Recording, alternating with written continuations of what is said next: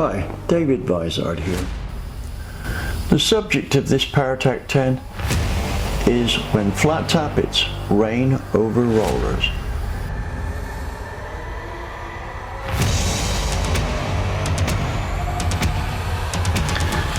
I think you'll find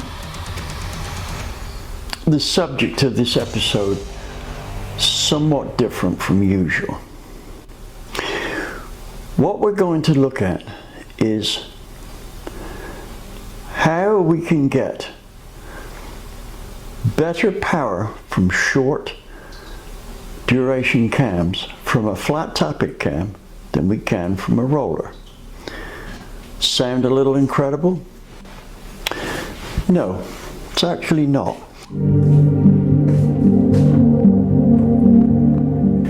Let's start the ball rolling here by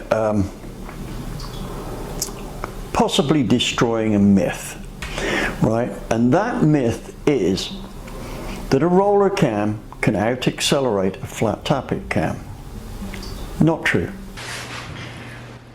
But let me be a little more precise over what I've just said.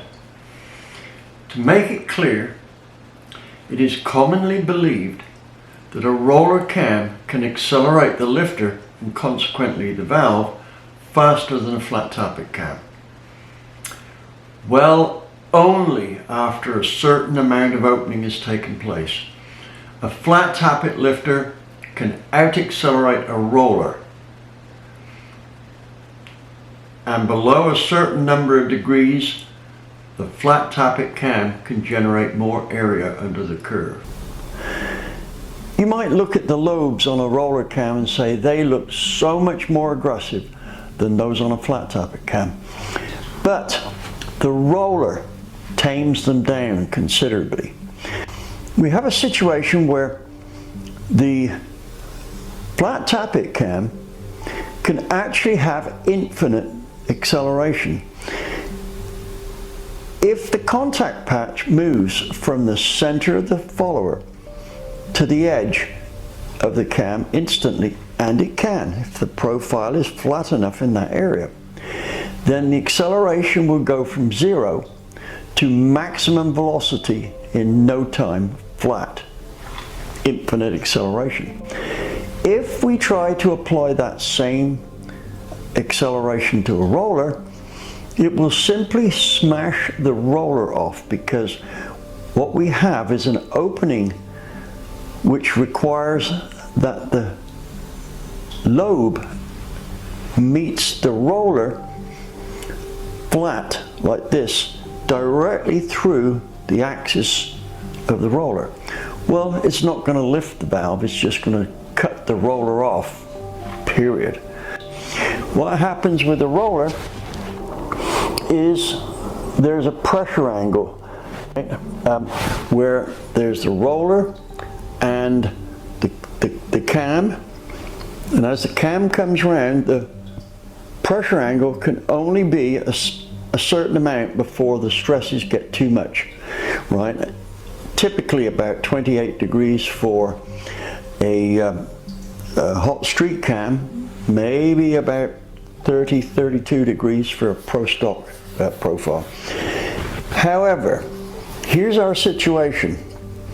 The roller cam, depending on its duration, can keep on accelerating the valve longer, so the velocity gets higher. Now the flat tappet cam can only have as much velocity as the diameter of the lifter and the contact patch allows it to. That's where our flat tappet cam is limited. If we could have a big enough lifter and a big enough base circle, a flat tappet cam can lift the valves at an incredible rate. For our street machines, we have a problem, right? That problem is that with the flat tappet cam, the velocity it can attain is way below that for a roller cam. However, if the duration is short, the roller cam never makes up the deficiency. So we find that the shorter the cam becomes, the more advantage there is to the flat tappet. For something like a small block Chevy, the crossover point is around 275 degree duration. That means that, and I'm talking hydraulics here, that means that a 275 degree flat tappet cam actually has slightly more opening area than a 275 degree roller cam. We can utilize that to our benefit, and here's how we will do it.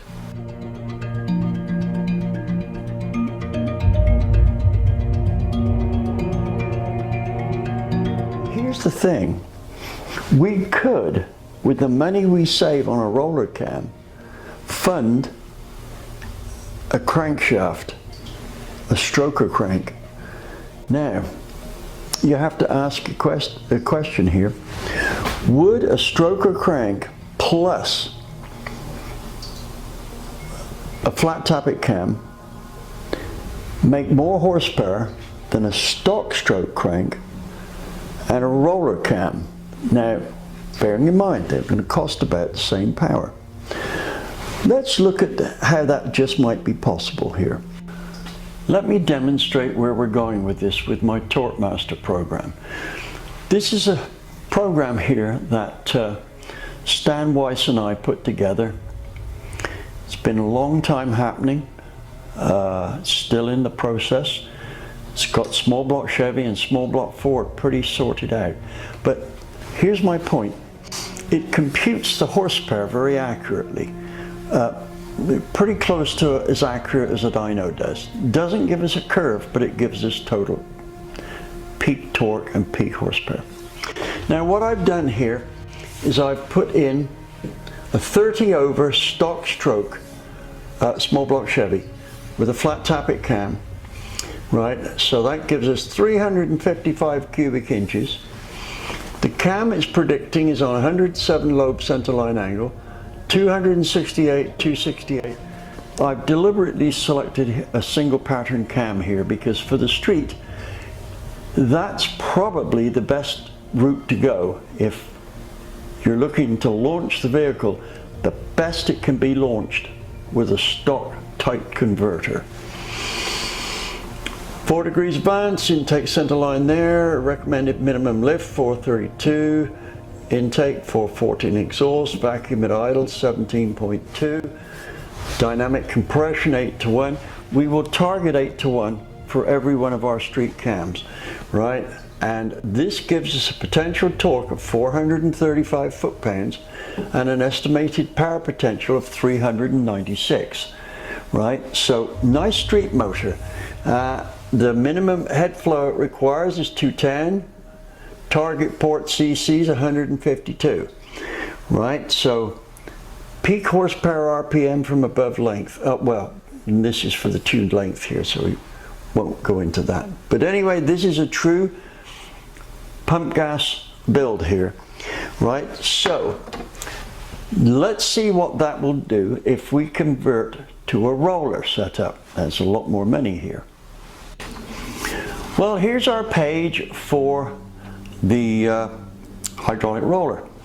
Now, because the cam lifts more slowly off the seat, right, it tends to generate higher dynamic pressures here, right? So to get the same dynamic pressure, dynamic compression ratio, we put the peak power RPM up to 5250, which is realistic for the two, a comparison between the two cams.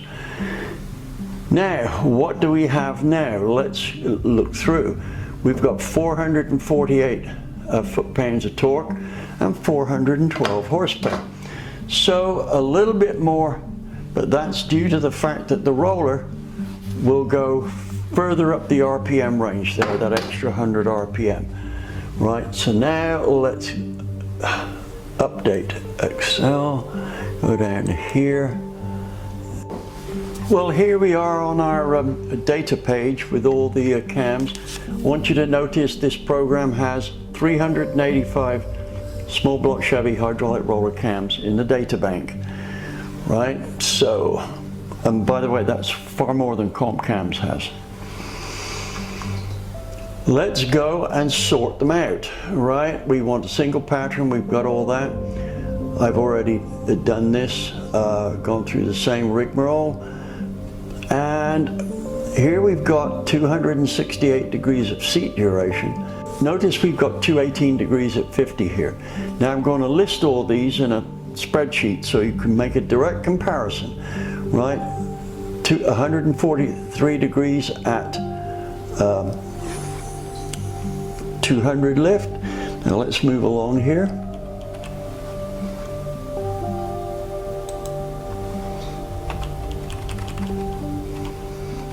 Right, now we've got 27.09 lobe area and the aggression index is 101.1. We've got 356 lift. So we have less duration at 50, but more lift. That's because the roller can keep on accelerating.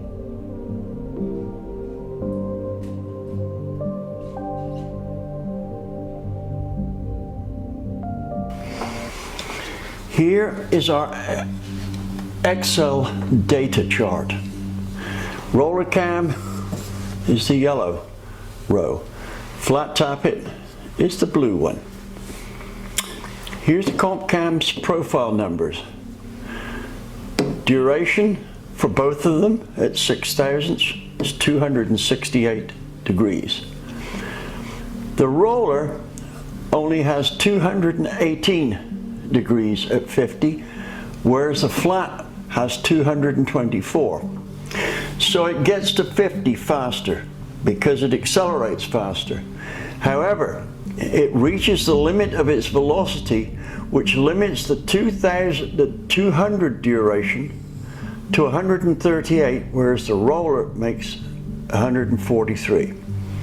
Now, I stated earlier that the flat tappet had slightly more lobe area than the roller. Actually, it's the other way around. There's slightly more lobe area in the roller, but they're close. 27.1 for the roller, 26.8 for the flat tappet. The aggression index, that's how aggressive the lobe is, right? That's something I have kind of come up with myself here for my cam program. But it's 101.1 for the roller, 98.3 for the flat tappet.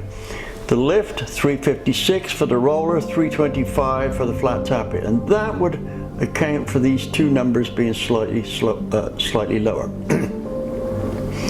Moving on to the horsepower, 448 horsepower for the roller cam, 435 for the flat tappet. 412 foot-pounds for the roller, 396 for the flat tappet. Peak power, 5250 for the roller, 5150 for the flat tappet. Cost, and I priced these out of Summit's catalog. 805 for the cost of the roller and the tappets, or lifters. 245 for the cam and the lifters. A saving of $560. Now, I'm going to look at what we can do in terms of spending that money on a crank. But before I do that, let me point out that PRW's 165 roller, the one with the ball, conventional ball that the rocker pivots on, but with a roller tip, and they're stainless, they are extremely stiff, right? They may not cost much money, but they are extremely stiff and stout, right? Use a good oil, or even put oil extreme into the oil, and the fact they're on a ball pivot will make no difference. They will run like they are rollers. So add 135 to that, That's $245, $275, $280, $380, right? So for $380 with a 165 roller rocker, you can make up for the lower lift here. And what that does is this combination here for $380 will make more horsepower than the roller. Now, of course, you could spend money on the rollers there, roller rockers there, but that's going to make that number at least 135 higher. Let's go and see what we can do in the way of a crank for that $560 difference. Well, here we can make a comparison between our 383 and our 355 with a roller cam. Again, I priced the crankshaft out of and the rods out of Summit's cam, and it's going to be $19 more expensive, so it's an extra $19 out of your pocket. But here's what you get. Let's run through this here. First, the comp cam's profile. It's 274 instead of 268. That's to make up for the displacement, get the dynamic compression right and the vacuum right. So that had 230 degrees at 50, 143 at 200, so it matched the roller. 27.5 lobe area, so it beat both of these numbers. 100.4, so it almost met that. 336, okay, it's 20 thousandths less than that. Now look at this here. 450 horsepower. Right, now that might only be 2 more than that, but try this for size. 494 foot-pounds of torque. That is 98 more than that, and about 80 more than that there. Let me see, 412 from 494 be 82. Peak power 5150. Cost $824. Now, the crank I looked up was an internally balanced one, so you do not have to buy new dampers and new anything else. Of course, you have to buy pistons.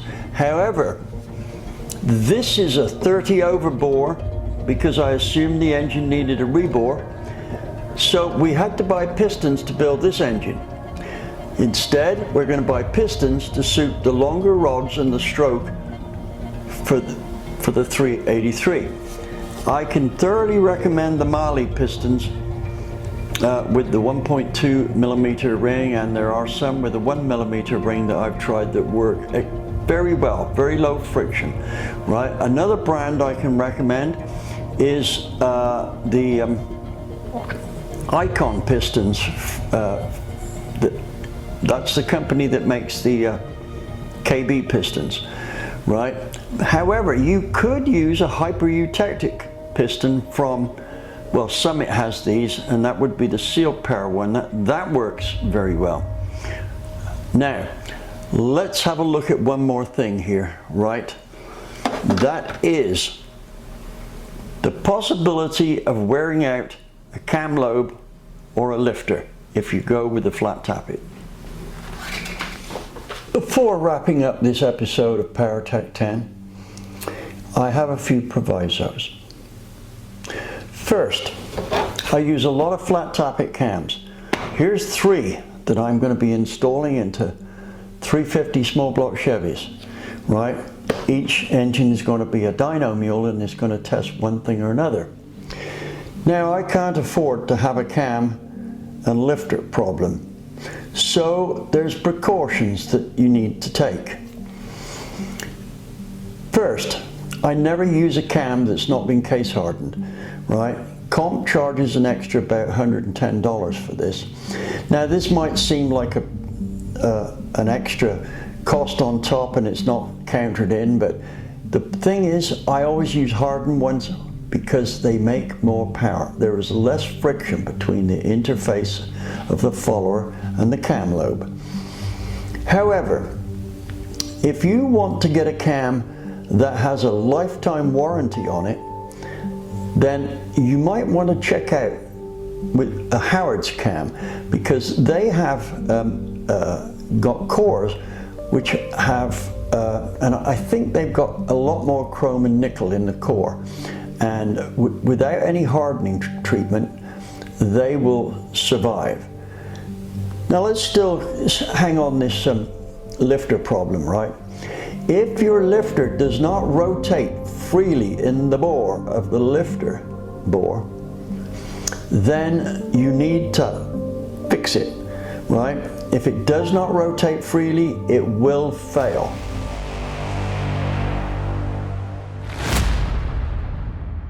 If it does not rotate freely, it will fail.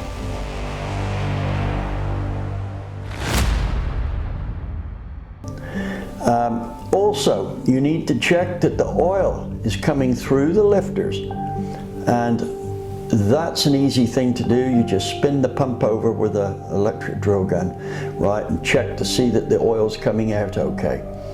Lastly, you could put Oil Extreme in. It's a lot better than ZDDP.